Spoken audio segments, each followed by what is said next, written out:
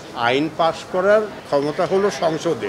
নির্বাহী বিভাগে প্রধান বা প্রধানমন্ত্রী বা প্রধান উপদেষ্টা কখনো আইন পাশ করতে পারে না।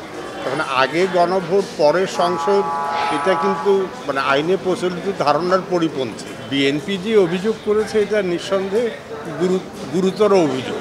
কারণ বিএনপি তো আলোচনায় ছিল, তারপরে এখন ওরা বলছেন যে যেসব ব্যাপারে আলোচনা হয় নাই বা আলোচনার অনেক কিছু বাদ পড়ে গেছে, এটা অত্যন্ত গুরুতর অভিযোগ।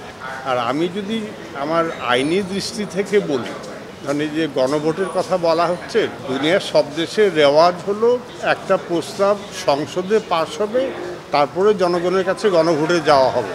তখন আগে গণভোট পরে সংসদ, এটা কিন্তু আইনে প্রচলিত ধারণার পরিপন্থী। সংসদ বসলে 270 দিনের মধ্যে সেটা তাদের গ্রহণ করতে হবে, অথবা আপনি এটা পাশ হয়েছে বলে ধরে নেওয়া হবে।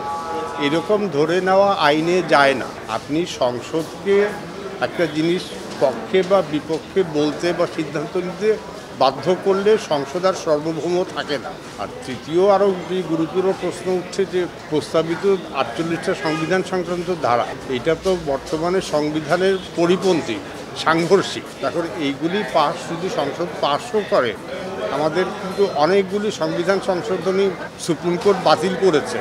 তবে এইটা নিঃসন্দেহে আইনি চ্যালেঞ্জের মুখে পড়বে। অতএব এখন এই ক্ষেত্রে গণভোট নিয়ে গণভোট একসময় হয়তো আয়োজন করা যাবে, কিন্তু আগে গণভোট পরের সংসদ এটা হয় না। অতএব আগে সংসদ নির্বাচন হয়ে তাড়াতাড়ি, তারপর সংসদ যদি পাশ করে মনে করে এটা গণভোটে দেওয়া দরকার, তখন এটা গণভোটে যাবে। আর এই 48টা প্রস্তাবের উপরে গণভোট মানুষ কেমন করে বুঝে হ্যাঁ না বলবে, এটা তো সম্পূর্ণ অবাস্তব একটা প্রস্তাব। আইন পাশ করার ক্ষমতা হলো সংসদে, আর ক্ষেত্র বিশেষে যখন সংসদ থাকে না, তখন সাময়িকভাবে সেই অধ্যাদেশের মাধ্যমে এটা রাষ্ট্রপতিকে দেওয়া হয়েছে। প্রধান উপদেষ্টা তো প্রধানমন্ত্রীর মতো, অর্থাৎ নির্বাহী বিভাগের প্রধান। নির্বাহী বিভাগের প্রধান বা প্রধানমন্ত্রী বা প্রধান উপদেষ্টা কখনো আইন পাশ করতে পারে না।